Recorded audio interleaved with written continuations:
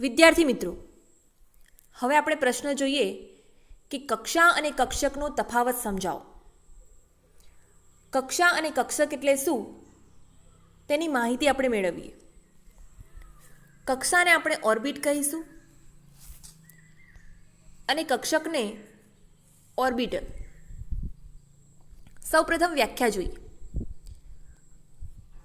કક્ષાની અંદર પ્રથમ મુદ્દો છે કે પરમાણુના કેન્દ્રની આસપાસનો વર્તુળાકાર સમતલીય માર્ગ કે જેમાં ઇલેક્ટ્રોન પરિભ્રમણ કરે છે તેને કક્ષા કહે છે. ફરીથી, પરમાણુના કેન્દ્રની આસપાસનો વર્તુળાકાર સમતલીય માર્ગ કે જેમાં ઇલેક્ટ્રોન પરિભ્રમણ કરતો હોય તેને કક્ષા કહીશું. અને કક્ષકની વ્યાખ્યા જોઈએ તો પરમાણુના કેન્દ્રની આસપાસનો વિસ્તાર કે જેમાં ઇલેક્ટ્રોન મળી આવવાની સંભાવના વધુ હોય તેને કક્ષક કહીશું.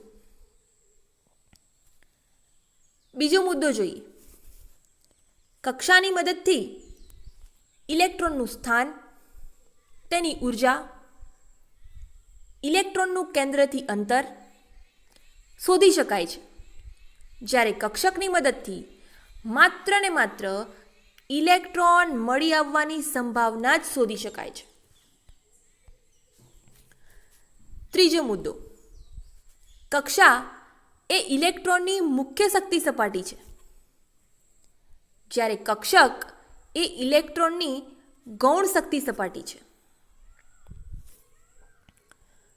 ચોથો મુદ્દો જોઈએ. કક્ષાને મુખ્ય ક્વોન્ટમ આંક સ્મોલ nથી દર્શાવાય છે, જ્યારે કક્ષકને ગૌણ ક્વોન્ટમ આંક સ્મોલ lથી દર્શાવાય છે. પાંચમો મુદ્દો જોઈએ. કક્ષાઓને કે, એલ, એમ, એન વગેરે સંજ્ઞાથી ઓળખવામાં આવે છે, જ્યારે કક્ષકને એસ, પી, ડી, એફ વગેરે સંજ્ઞાથી ઓળખવામાં આવે છે. વિદ્યાર્થી મિત્રો, હવે આપણે ક્વોન્ટમ આંક એટલે શું અને તેના પ્રકારની વિસ્તૃત માહિતી મેળવીએ. ક્વોન્ટમ આંકની વ્યાખ્યા જોઈએ.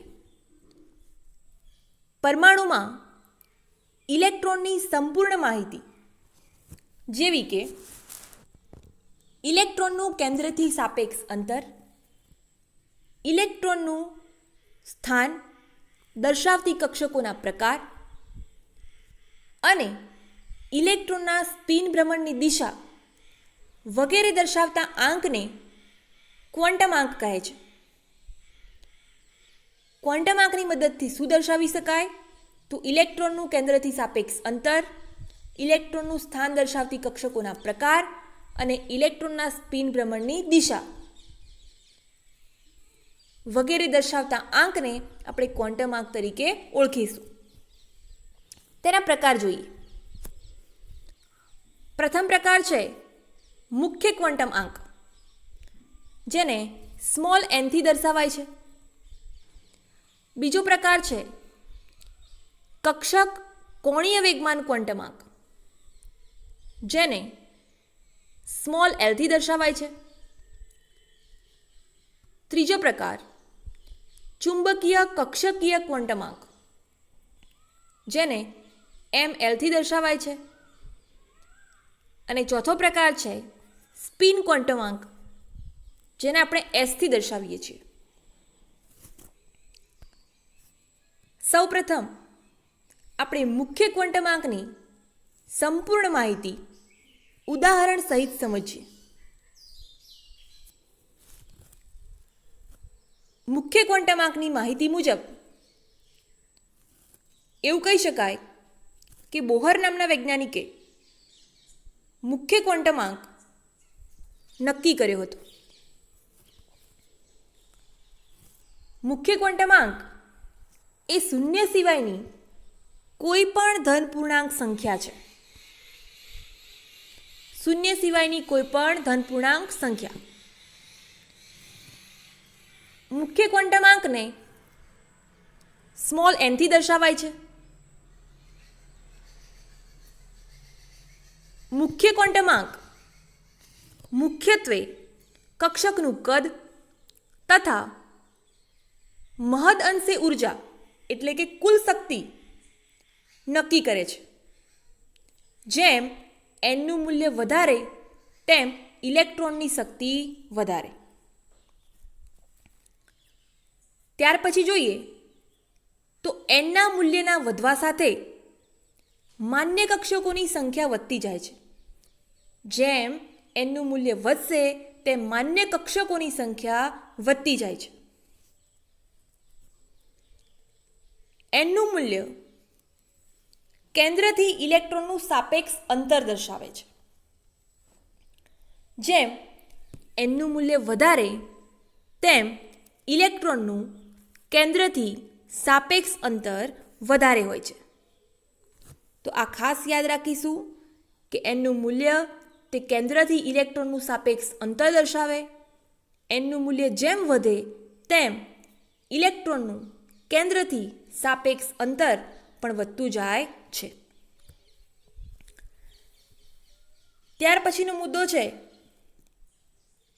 મુખ્ય ક્વોન્ટમ આંકને આધારે શક્તિ સ્તર એટલે કે કક્ષા, જેને કોષ તરીકે પણ ઓળખવામાં આવે છે, તે નક્કી થઈ શકે છે.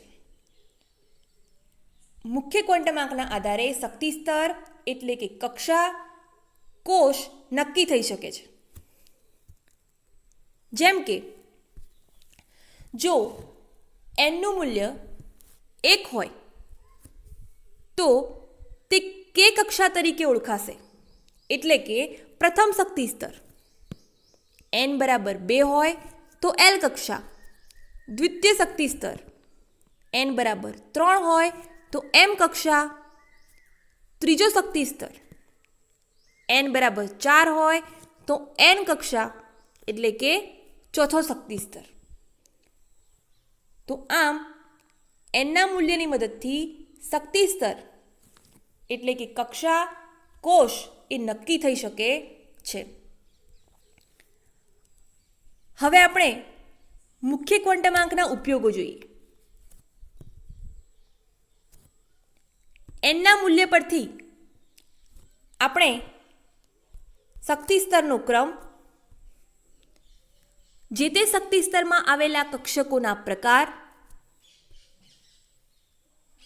ઇલેક્ટ્રોનની કુલ શક્તિ એટલે કે En જાણી શકીએ છીએ. એનના મૂલ્ય પરથી શક્તિ સ્તરનો ક્રમ, જે તે શક્તિ સ્તરમાં આવેલા કક્ષકોના પ્રકાર અને ઇલેક્ટ્રોનની કુલ શક્તિને જાણી શકાય. ત્યાર પછીનો ઉપયોગ જોઈએ. n² ના મૂલ્ય પરથી જે તે શક્તિ સ્તરમાં કુલ કક્ષકોની સંખ્યા નક્કી થાય છે. n² એટલે યાદ રાખીશું કે જે તે શક્તિ સ્તરમાં કુલ કક્ષકોની સંખ્યા, અને 2n² એટલે કે જે તે શક્તિ સ્તરમાં ઇલેક્ટ્રોનની સંખ્યા 2n² ના મૂલ્ય પરથી નક્કી કરી શકાય. વિદ્યાર્થી મિત્રો, હવે આપણે મુખ્ય ક્વોન્ટમ આંકની માહિતી ઉદાહરણ દ્વારા સમજીએ. એનના મૂલ્ય પરથી કક્ષા, શક્તિ સ્તર, કક્ષકોના પ્રકાર, n² અને 2n² ની માહિતી આપણે મેળવીએ. સૌપ્રથમ જોઈએ તો એનનું મૂલ્ય 1 હોય તો તેને આપણે કે કક્ષા કહીશું એટલે કે તે પ્રથમ શક્તિ સ્તર છે. અહીં જોઈએ કક્ષકોના પ્રકાર. એનનું મૂલ્ય 1 છે માટે અહીં આપણને એક પ્રકારની કક્ષક મળે એટલે કે S પ્રકારની કક્ષક મળશે. અહીં આપણે લખ્યું છે 1s.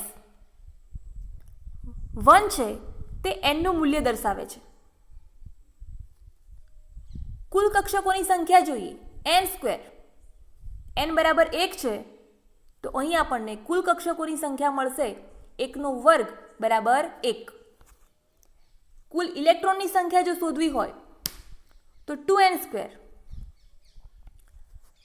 આ સૂત્રમાં આપણે એનની કિંમત 1 મૂકીએ તો આપણને જવાબ મળે 2. હવે જો એનનું મૂલ્ય 2 હોય તો એલ કક્ષા, શક્તિ સ્તર બીજો, એનનું મૂલ્ય 2 છે માટે 2 પ્રકારની કક્ષકો મળશે, એસ પ્રકાર અને પી પ્રકાર. અહીં દર્શાવ્યું છે 2s અને 2p. 2 દર્શાવે છે એનનું મૂલ્ય. કુલ કક્ષકોની સંખ્યા n² કેટલી આપેલી છે? 4. વિદ્યાર્થી મિત્રો, અહીં 4 કઈ રીતે? એનની કિંમત આપણે 2 મૂકી દઈએ, n² 2નો વર્ગ એટલે કે 4. બીજી રીતે જોઈએ તો આના ઉપરથી પણ આપણને જવાબ મળી શકે. એસ તો એક જ પ્રકારની કક્ષક હોય અને પી તો 3 પ્રકારની હોય, px, py અને pz. તો 3 ને 1 ટોટલ કેટલી થઈ? 4. તો કુલ કક્ષકોની સંખ્યા મળશે આપણને 4. હવે કુલ ઇલેક્ટ્રોનની સંખ્યા એટલે કે 2n². તો અહીં આપણને જવાબ મળશે 8. દરેક કક્ષકની અંદર વધુમાં વધુ 2 ઇલેક્ટ્રોન જ સમાવી શકે, જેની માહિતી આપણે નેક્સ્ટ થિયરીની અંદર જોઈશું. અત્યારે હાલમાં માત્ર કુલ ઇલેક્ટ્રોનની સંખ્યા જો શોધવાની હોય તો 2n², જેને આપણે યાદ રાખીશું. ત્યાર પછી n બરાબર 3 હોય તો m કક્ષા એટલે કે શક્તિ સ્તર ત્રીજો. એનનું મૂલ્ય 3 છે એટલે કે આપણને 3 પ્રકારની કક્ષકો મળે, એસ, પી અને ડી. 3 પ્રકાર અહીં દર્શાવ્યું છે 3s, 3p અને 3d. આ જે 3 છે તે આપણને એનનું મૂલ્ય દર્શાવે છે. તો અહીં n² કરતાં કુલ કક્ષકોની સંખ્યા આપણને મળશે 9.